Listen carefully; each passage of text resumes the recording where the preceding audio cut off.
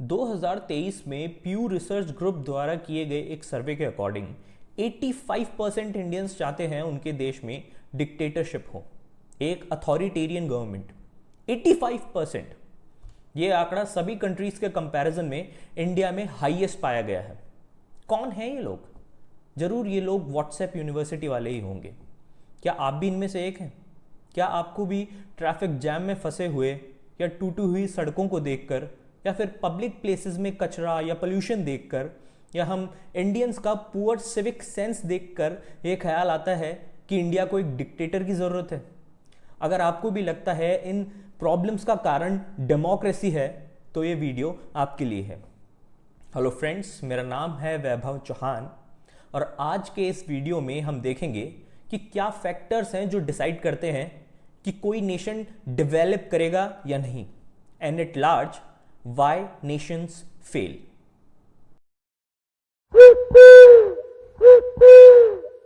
Imagine करो एक city जहां कोई भी बिजनेस खोल सकता है, जहां पर आपकी जमीन और घर पूरी तरह प्रोटेक्टेड है, उनको कोई इलीगली सीज नहीं कर सकता। प्रेसिडेंट से लेकर एक ठेले वाले तक सब पर रूल्स इक्वली लागू होते हैं।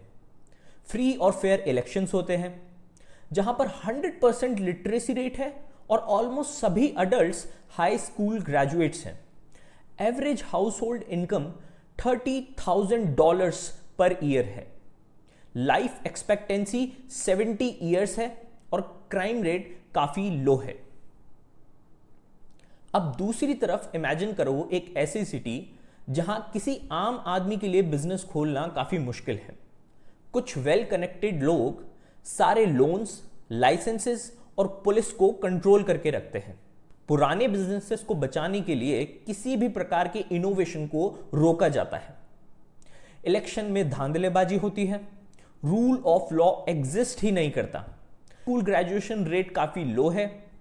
Average house hold income $5,000 per year के आसपास है और लाइफ एक्सपेक्टेंसी 65 ईयर्स के आसपास है और हाई क्राइम रेट है। अब बताइए, क्या लगता है कौन सी साइड इन्वेस्टर्स और डेवलपमेंट को अट्रैक्ट करेगी? ये दोनों जगहें इमेजिनरी नहीं बल्कि असली है। दोनों ही सिटीज नोगेलिस के नाम से जानी जाती हैं। एक है बॉर्डर के नॉर्थ साइड यूएसए के एरिजोना स्टेट में सिचुएटेड और दूसरी है बॉर्डर के साउथ साइड मैक्सिको के सोनोरा स्टेट में सिचुएटेड। दोनों ही जगह में एक सा क्लाइमेट है, एक से कस्टम और ट्रेडिशन है, सेम एथनिसिटी के लोग हैं और ईयर 1853 में बॉर्डर बनने से पहले तक तो ये दोनों अलग अलग सिटीज एक ही एरिया में आते थे।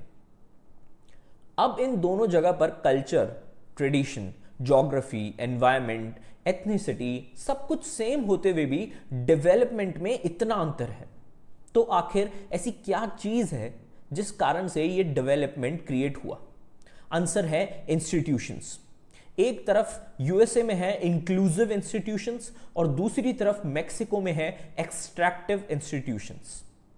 इंस्टीट्यूशंस वो इंस्टीट्यूशंस होते हैं जो पावर और अपॉर्चुनिटीज के स्प्रेड को बढ़ावा देते हैं। ये लोगों की प्रॉपर्टीज को प्रोटेक्ट करते हैं, सही रूल्स को लागू करवाते हैं, आम जन की मार्केट में एंट्री को आसान बनाते हैं, हेल्दी कंपटीशन को बढ़ावा देते हैं और इनोवेशन को पनपने के लिए सही माहौल देते हैं, चाहे वो पुराने इंस्टीट्यूशंस और बिजनेसेस को चैलेंज ही क्यों ना कर रहा हो। इनके द्वारा मेहनत और इनोवेशन को सराहा जाता है और गवर्नमेंट की पावर को सही तरीके से यूज करके मार्केट के हित में लगवाया जाता है। दूसरी तरफ एक्सट्रैक्टिव इंस्टीट्यूशंस वो इंस्टीट्यूशंस होते हैं जो पावर और अपॉर्चुनिटीज को स्प्रेड होने से रोकते हैं और कुछ गिने चुने लोगों तक ही उन्हें सीमित रखते हैं। ये मार्केट में नए लोगों की एंट्री को ब्लॉक करते हैं और इनसाइडर्स को मोनोपोली चलाने देते हैं। जब जब कोई भी इनोवेशन उस पुराने बने बनाए ढांचे को चैलेंज करता है तो ये उसे ब्लॉक कर देते हैं और गवर्नमेंट की पावर को यूज करते हैं चुनिंदा एलिट्स की हेल्प करने में। मशहूर स्कॉलर और ऑथर जेरेड डायमंड की तरह जो लोग ये दावा करते हैं कि किसी भी जगह के डेवलप्ड होने में सबसे बड़ा रोल वहां की ज्योग्राफी का है, उन लोगों के लिए सिंगापुर का एग्जाम्पल लिया जा सकता है। ये छोटा सा देश है जो कि ट्रॉपिकल रीजन में सिचुएटेड है। किसी भी प्रकार की माइंस और नेचुरल रिसोर्सेज से लेस नहीं है। जेरेड डायमंड द्वारा तो यह भी दावा किया जाता है कि ट्रॉपिकल रीजन्स में हाई ह्यूमिडिटी और टेम्परेचर के कारण बीमारियां भी ज्यादा होती हैं। सिंगापुर इन तमाम ज्योग्राफिकल रेस्ट्रेंट्स के बावजूद भी एक डेवलप्ड नेशन के रूप में उभरा है।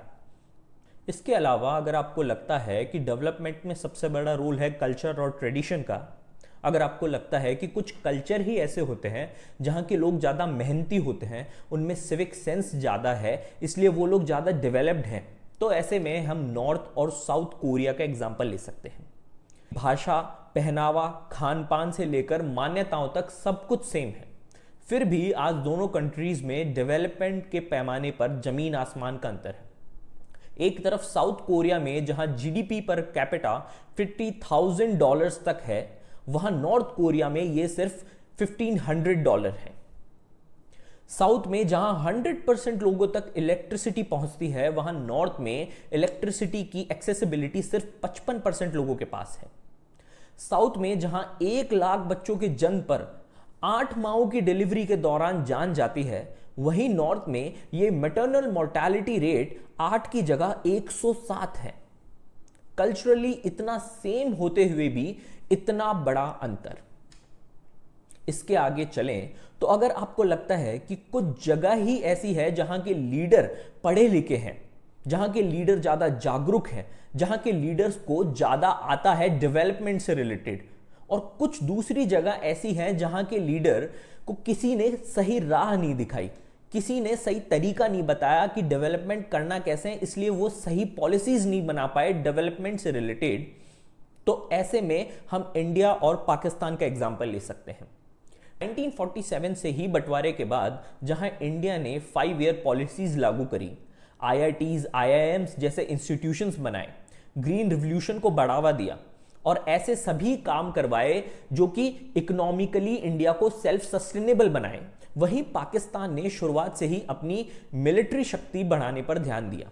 स्टेबल इकोनॉमी की जरूरत पता होते हुए भी, सही पॉलिसीज क्या हैं ये पता होते हुए भी पाकिस्तानी लीडर्स ने डिक्टेटरशिप की तरफ अपने कदम बढ़ाए और सारे रिसोर्सेज मिलिट्री में झोंक दिए। इंडिया ने इकोनॉमी को स्टेबल करने के बाद में मिलिट्री पर ध्यान दिया और आज फर्क आपके सामने है। इंडिया और पाकिस्तान को देखकर हम ये समझ सकते हैं कि लीडर्स की अज्ञानता नहीं बल्कि मतलबी इरादे और सेल्फ इंटरेस्ट के कारण देश अंडर डेवलप्ड रह जाते हैं। अब ज्योग्राफी, कल्चर और लीडर्स की इग्नोरेंस का कितना रोल रहता है ये हमने देख लिया। इसके बाद अब हम देखेंगे कि कैसे इंक्लूसिव इंस्टीट्यूशंस डेवलपमेंट को जन्म देते हैं और कैसे वो ऐसा माहौल क्रिएट कर देते हैं कि वहां डेवलपमेंट का बीज पनप सके। और इसके लिए हम इंग्लैंड की स्टोरी देखेंगे। स्टोरी शुरू होती है 13वीं सेंचुरी से, जब इंग्लैंड में किंग जॉन का राज था। किंग जॉन से उनकी प्रजा बहुत नाखुश थी और उसके कारण थे लोगों पर भारी भरकम टैक्स, फ्रांस के विरुद्ध मिलिट्री का बुरा प्रदर्शन और उस वक्त के पोप द इनोसेंट थर्ड के साथ बुरे रिश्ते। तो ऐसे में उस वक्त के इंग्लिश नोबल्स, एरिस्टोक्रेट्स ने किंग के खिलाफ बगावत कर दी और किंग से डिमांड करी कि वो उनके ट्रेडिशनल फ्यूडल राइट्स का सम्मान करे, अपनी रॉयल पावर्स पर कुछ अंकुश लगाएं। तो ऐसे में किंग द्वारा 15 जून 1215 को शाही फरमान पास किया गया। इसे मैग्ना कार्टा ऑफ 1215 कहा जाता है और इसके अंतर्गत कुछ नए रूल्स बनाए गए, जैसे कि किंग को भी नया टैक्स बिना काउंसिल की मंजूरी के पास करना अलाउ नहीं था। यही काउंसिल बाद में जाकर पार्लियामेंट में बदल गई। इसके अलावा किंग को भी रूल ऑफ लॉ फॉलो करना होगा। खुद किंग भी रूल ऑफ लॉ के अधीन है। जस्टिस सिस्टम भी रूल्स के अकॉर्डिंग चलेगा। किसी को भी बिना वजह सजा नहीं दी जा सकती और किंग बिना सही कंपेंसेशन दिए किसी की भी जमीन पर अपना हक नहीं जता सकता। समय के साथ साथ पार्लियामेंट एक ऐसी जगह में बदल गई जहां किंग और काउंसिल के मेंबर्स के बीच में टैक्सेशन और लॉ को लेकर अक्सर नेगोशिएशन हुआ करते थे। ये एक ऐसे पॉलिटिकल ट्रेडिशन में बदल गया था जिसको किंग खुद भी बाईपास नहीं कर सकते थे।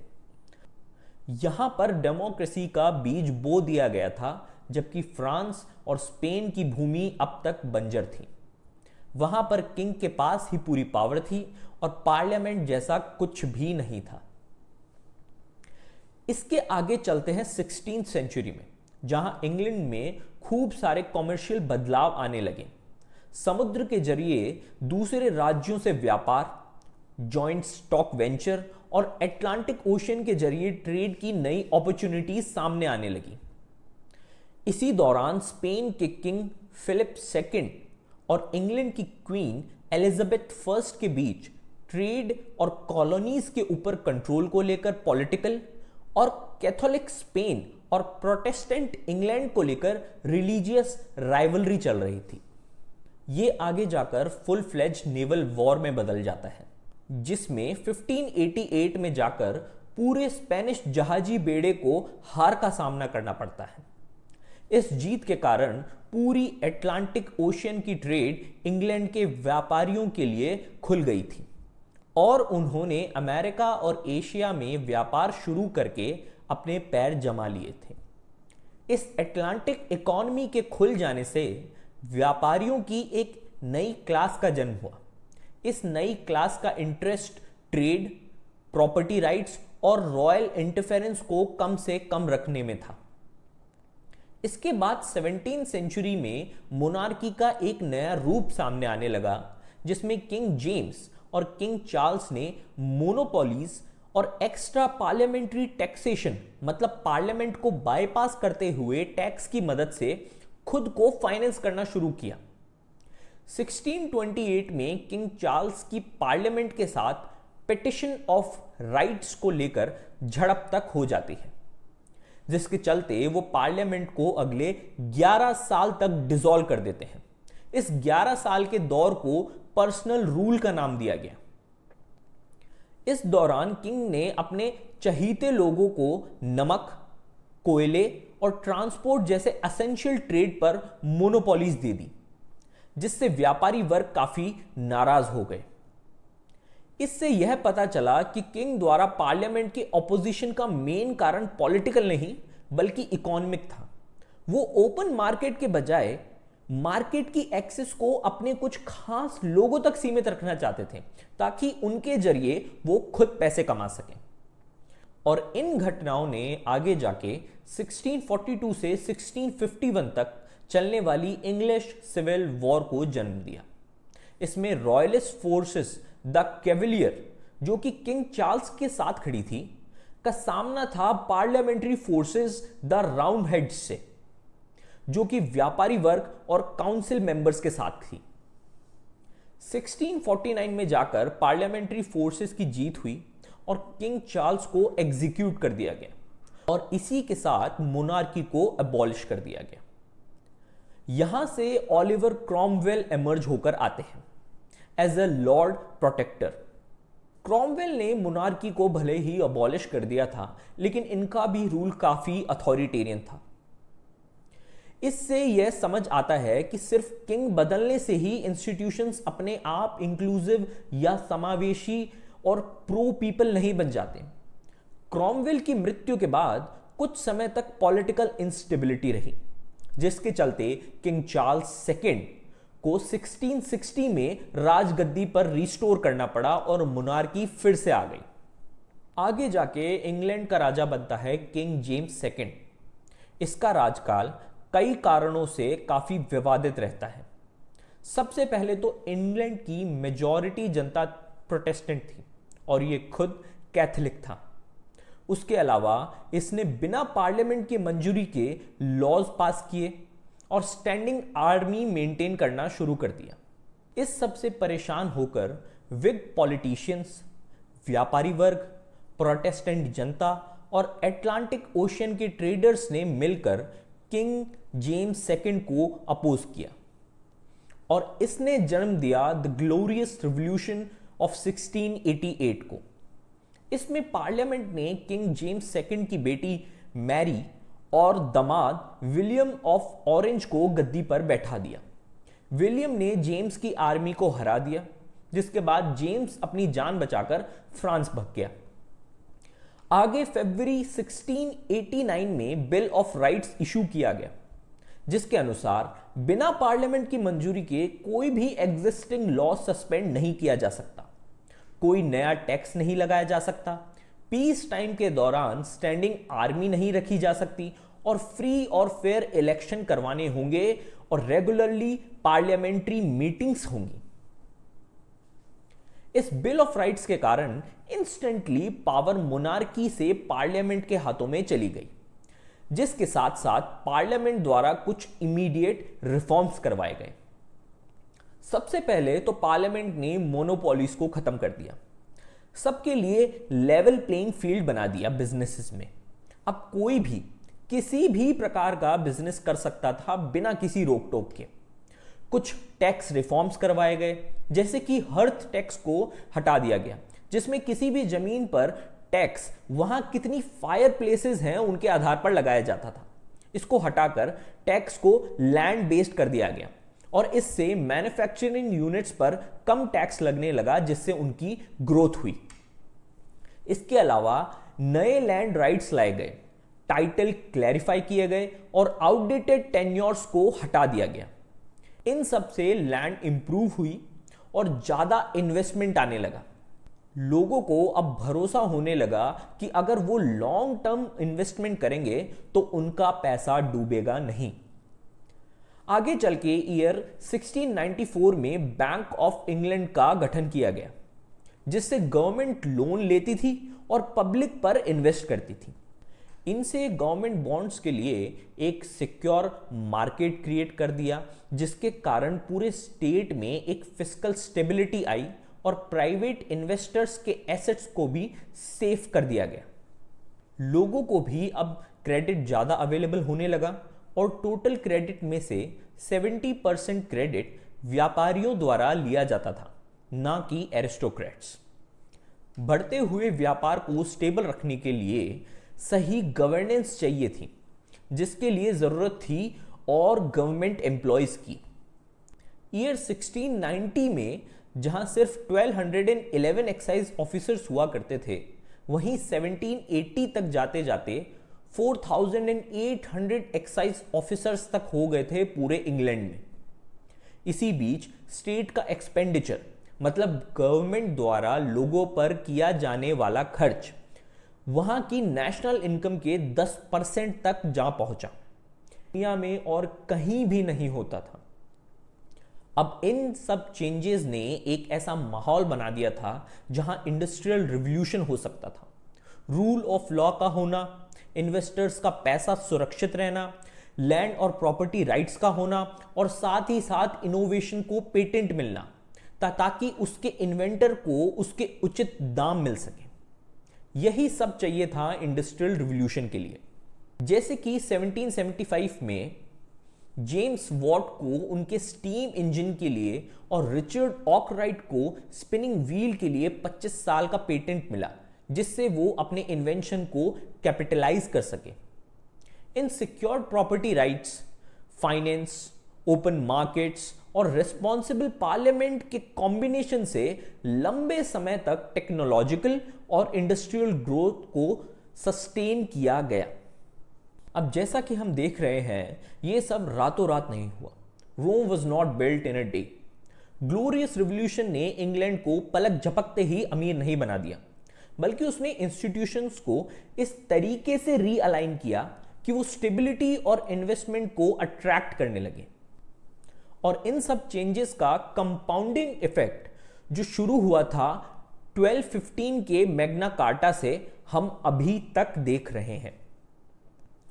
यहां तक हम इंक्लूसिव इंस्टीट्यूशंस का रोल देख चुके हैं डेवलपमेंट में। अब हम देखेंगे कि कैसे एक्सट्रैक्टिव इंस्टीट्यूशंस डेवलपमेंट में बाधा बनते हैं। चलिए इसे हम एक एग्जाम्पल की मदद से देखते हैं। बात है ईयर 1440 की।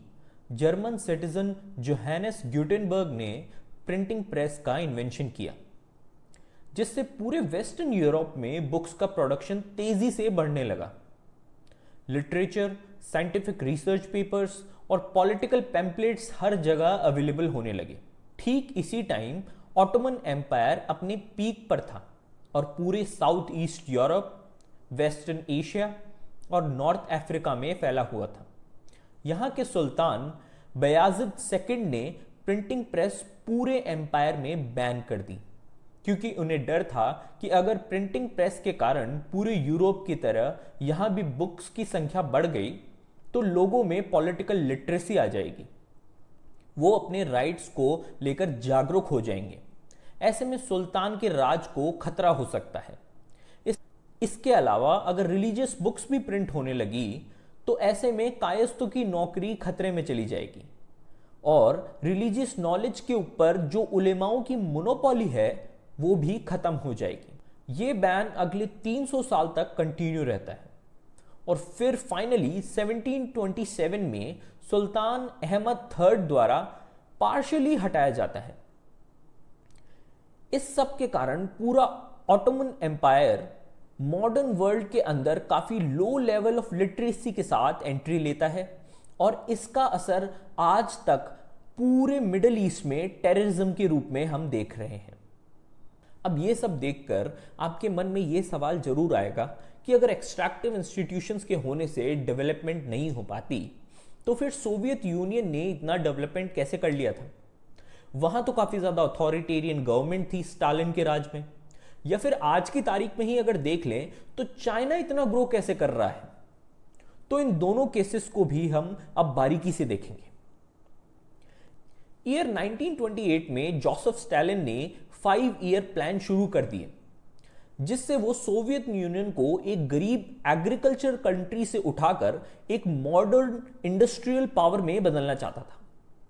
गवर्नमेंट ने पूरे एग्रीकल्चर को अपने कंट्रोल में ले लिया और उसका कलेक्टिवाइजेशन शुरू कर दिया। इस कलेक्टिवाइजेशन में किसानों से उनके खेतों की ओनरशिप लेकर गवर्नमेंट को दे दी गई और गवर्नमेंट ने सारे खेतों को मिलाकर एक बड़े खेत में बदल दिया और उस इलाके के सभी किसानों को बोला कि अब मिलकर इस पर खेती करो। इसके अलावा लाखों किसानों को खेतों से उठाकर फैक्ट्रीज में लगा दिया गया। मार्केट ड्रिवन इंडस्ट्रीज के बजाय गवर्नमेंट द्वारा सेलेक्ट की गई इंडस्ट्रीज जैसे कि कोल, स्टील, मशीनरीज और वेपन्स पर भारी इन्वेस्टमेंट किया गया। सोवियत यूनियन ने काफी लो प्रोडक्शन कैपेसिटी से स्टार्ट किया था, इसलिए 1928 से 1960 तक अच्छी खासी ग्रोथ देखी गई with an average GDP growth rate of 6% per year। अपने सारे रिसोर्सेज को इन्हीं जगह झोंक देने के कारण इन इंडस्ट्रीज ने बहुत अच्छा आउटपुट दिया और सोवियत यूनियन एक ग्लोबल मिलिट्री पावर में बदल गया। लेकिन इस पूरे मॉडल में एक प्रॉब्लम थी जो कि धीरे धीरे सामने आने लगी। सभी इंस्टीट्यूशंस हाईली एक्सट्रैक्टिव थे। वन पार्टी सिस्टम में कम्युनिस्ट पार्टी की मोनोपोली थी, जिसमें ना कोई ऑपोजिशन था ना ही फ्री इलेक्शंस। प्राइवेट प्रॉपर्टी का कोई कॉन्सेप्ट ही नहीं था। सारी जमीन, जायदाद और फैक्ट्रीज की मालिक गवर्नमेंट खुद थी। ओपन मार्केट एग्जिस्ट ही नहीं करते थे, इसीलिए हर चीज किस दाम पर बनेगी और किस दाम पर बिकेगी ये भी गवर्नमेंट खुद डिसाइड करती थी। ऐसे में लोगों के पास इनोवेशन करने का कोई इंसेंटिव ही नहीं बचा था, क्योंकि इनोवेशन करने पर भी उनको जो फायदा मिलता वो सब कुछ तो गवर्नमेंट खुद रख लिया करती थी। इस कारण देखते ही देखते प्रॉफिट मार्जिन्स कम होने लगे, टेक्नोलॉजीज आउटडेटेड होने लगी, फ्री मार्केट नहीं था, इसलिए आपस में कोई कंपटीशन भी नहीं था। इस कारण से फैक्ट्रीज केवल अपना कोटा पूरा करने पर ध्यान देती थी, अच्छे और गुड क्वालिटी प्रोडक्ट्स बनाने पर कोई ध्यान नहीं दिया करता था और लोगों को फार्म से फैक्ट्रीज में रीअलोकेट करके प्रोडक्शन बढ़ाने की भी अपनी कुछ लिमिट्स थी, जो अब धीरे धीरे सामने आ रही थी। ग्राउंड लेवल पर डिमांड पता करके उसको टॉप लेवल से प्रोडक्शन में गाइडेंस मिलने के बजाय डायरेक्ट ही टॉप लेवल से प्रोडक्शन के ऑर्डर्स आ रहे थे और पनिशमेंट और जेल से बचने के लिए टॉप लेवल से जो भी ऑर्डर्स आ रहे थे उन्हें कुछ भी करके पूरा किया जाने लगा। जैसे अगर किसी एरिया से आयरन प्रोडक्शन की जो डिमांड थी वो पूरी नहीं हुई तो उसे पूरा करने के लिए वहां के आयरन के टूल्स और जो मशीन्स हुआ करते थे उनको भी पिघलाकर आयरन प्रोडक्शन में भेज दिया गया। ऐसे में काफी जगहों पर खेती के औजारों का भी यूज ले लिया गया, जिस कारण से एग्रीकल्चर प्रोडक्शन में भारी गिरावट हो गई। पहले से ही फार्मर्स को फैक्ट्रीज में भेज दिया गया था, ऊपर से ये और इसके अलावा फार्मिंग में कलेक्टिवाइजेशन की नीति भी एक फेलियर साबित हुई। अपने ही खेत की ओनरशिप गवर्नमेंट को दे देने के बाद किसानों का खेती में कोई इंटरेस्ट ही नहीं रहा और उन्होंने पहले जैसे मेहनत करना भी बंद कर दिया। इन सब के मिले जुले इफेक्ट से भारी अकाल पड़ गया। ईयर 1932 से 34 के बीच सोवियत यूनियन के यूक्रेन और कजाकिस्तान वाले भाग में अकाल के कारण लगभग 50 लाख लोगों की भुखमरी से जान चली गई। इसके अलावा 1970s तक आते आते इंडस्ट्रियल ग्रोथ भी मेंटेन करना काफी मुश्किल हो गया था, क्योंकि ज्यादातर सिविलियन सेक्टर्स में टेक्नोलॉजी वेस्ट के मुकाबले काफी पीछे चल रही थी। ईयर 1985 में जब मिखाइल गोर्बाचेव पावर में आए तो ये कुछ पॉलिटिकल और इकोनॉमिक रिफॉर्म्स लाए, जिससे इकोनॉमी तो तुरंत ठीक नहीं हुई, लेकिन कम्युनिस्ट पार्टी की मोनोपोली काफी वीक हो गई, जिसको हम फाइनली 1991 में सोवियत यूनियन उर्फ यूएसएसआर के डिसइंटीग्रेशन के रूप में देखते हैं। अब आज जो हम चाइना में देख रहे हैं वो भी बिल्कुल ऐसा ही है। चाइना में जो ग्रोथ देखी गई है वो लगभग उन्हीं रास्तों पर चलकर मिली है जिन पर कभी सोवियत यूनियन चला था। गवर्नमेंट द्वारा लोगों को एग्रीकल्चर से मैन्युफैक्चरिंग में फोर्सफुली भेजा गया और स्टार्टिंग में लो बेस होने के कारण अच्छी खासी ग्रोथ रेट दिखाई दी। कुछ चेंजेस जो थे वो यही है कि मार्केट को ओपन कर दिया गया और फॉरेन फर्म्स को इनवाइट किया गया। चाइना ने अपनी बड़ी वर्कफोर्स का यूज लेकर मैन्युफैक्चरिंग में अच्छी ग्रोथ रेट दिखाई। 1978 से लेकर कई सालों तक एवरेज जीडीपी ग्रोथ रेट 9 से 10% रही थी। बाहर की फर्म्स को जब अपने मैन्युफैक्चरिंग प्लांट्स यहां लगाने के लिए बुलाया गया तो उनके साथ जो टेक्नोलॉजीज आई थी उनको चाइना ने रिवर्स इंजीनियरिंग करके कॉपी करना शुरू कर दिया। लेकिन इन सब की भी एक लिमिट थी, क्योंकि इनोवेशन सोवियत यूनियन की तरह मार्केट ड्रिवन नहीं थे और जीडीपी बहुत ज्यादा डिपेंडेंट थी इन्वेस्टमेंट पर और लोगों के फार्म से फैक्ट्रीज में रीअलोकेशन पर। तो स्टार्टिंग में इनसे जो बूस्ट मिला वो कुछ सालों चला और अब इसकी स्ट्रक्चरल लिमिट सामने आने लगी। 2023 में चाइना की जीडीपी ग्रोथ रेट थी 5% और 2024 में 4.8%। इसके अलावा साल दर साल उनकी पॉपुलेशन भी श्रिंक कर रही है।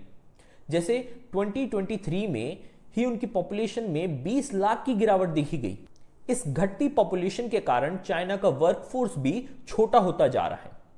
जहां सोवियत यूनियन में इकोनॉमी और गवर्नेंस दोनों ही अथॉरिटेरियन कम्युनिस्ट नेचर के थे, चाइना में भले ही इकोनॉमी कैपिटलिस्टिक नेचर की है पर गवर्नेंस आज भी अथॉरिटेरियन कम्युनिस्ट नेचर की है। और कम्युनिस्ट नेचर की होने में कोई प्रॉब्लम नहीं है, मेन प्रॉब्लम है अथॉरिटेरियन और डिक्टेटोरियल नेचर की होने में, जो किसी भी प्रकार के पॉलिटिकल रिफॉर्म्स को आने से रोकती है। ऐसे में आज नहीं तो कल सोवियत यूनियन की तरह स्लो डाउन होना या फिर इकोनॉमिक स्टैग्नेशन आना तय है। अब यहां तक हमने इंक्लूसिव इंस्टीट्यूशन से होने वाले फायदे और एक्सट्रैक्टिव इंस्टीट्यूशन से होने वाले नुकसान दोनों देख लिए। तो सवाल बस अब इतना सा बचता है कि आखिर करना क्या है, सही रास्ता क्या है जिस पर चलकर हम लॉन्ग टर्म सस्टेनेबल डेवलपमेंट पा सकते हैं। तो इसका आंसर काफी स्ट्रेट फॉरवर्ड है। सबसे पहले तो रूल ऑफ लॉ एस्टैब्लिश करना होगा। लॉ से ऊपर कोई भी नहीं होगा, वो सब पर इक्वली लागू होगा और स्ट्रॉन्ग चेक्स एंड बैलेंसेस की मदद से पावर के अब्यूज को रोकना होगा। जैसे एग्जीक्यूटिव, लेजिस्लेचर और जुडिशरी के बीच में पावर के चेक्स एंड बैलेंसेस हैं ताकि इनमें से कोई भी पावर का मिसयूज ना कर सके। इंडिपेंडेंट जुडिशरी, फंक्शनल पार्लियामेंट और फ्री प्रेस स्थापित करनी होगी। इसके अलावा सभी सिटीजन्स के प्रॉपर्टी राइट सिक्योर करने होंगे, मार्केट से मोनोपोलीज हटानी होगी और उनको फ्री रखना होगा और क्रिएटिव डिस्ट्रक्शन को एनकरेज करना होगा जो आउटडेटेड टेक्नोलॉजीज को न्यू टेक्नोलॉजी से रिप्लेस करने में मदद करे। एक एलीट को दूसरे से रिप्लेस करने के बजाय एलीट पावर को ही बड़ी कोएलिशन बनाकर खत्म करना होगा। क्रिटिकल जंक्चर्स जैसे कि वॉर्स या क्राइसिस पीरियड को यूज करना होगा इंक्लूसिव रिफॉर्म्स लाने के लिए, जैसे कि इंग्लैंड में किया था 1215 के मैग्ना कार्टा द्वारा पार्लियामेंट को लाके। इंक्लूसिव इंस्टीट्यूशंस को ड्यूरेबल बनाने के लिए पावर को मल्टीपल इंडिपेंडेंट बॉडीज में बांटना होगा, जैसे कि election commission, CID, ED, courts, civil societies इत्यादि। यूनिवर्सल एजुकेशन की मदद से एक स्किल्ड और अपने हकों को लेकर जागरूक वर्कफोर्स बनानी होगी। ओपन कंपटीशन रखने के लिए इंटेलेक्चुअल प्रॉपर्टी राइट्स को बचाकर रखना होगा। इससे इनोवेशन कल्चर को भी बढ़ावा मिलेगा। और अंततः पॉलिटिकल ऑपोजिशन को जीवित और मजबूत रखना होगा, ताकि वो गवर्नमेंट के किसी भी करप्शन या पावर के अब्यूज को लोगों के सामने लाता रहे। अगर ये सब कुछ कर लिया तो आपका नेशन फेल नहीं होगा।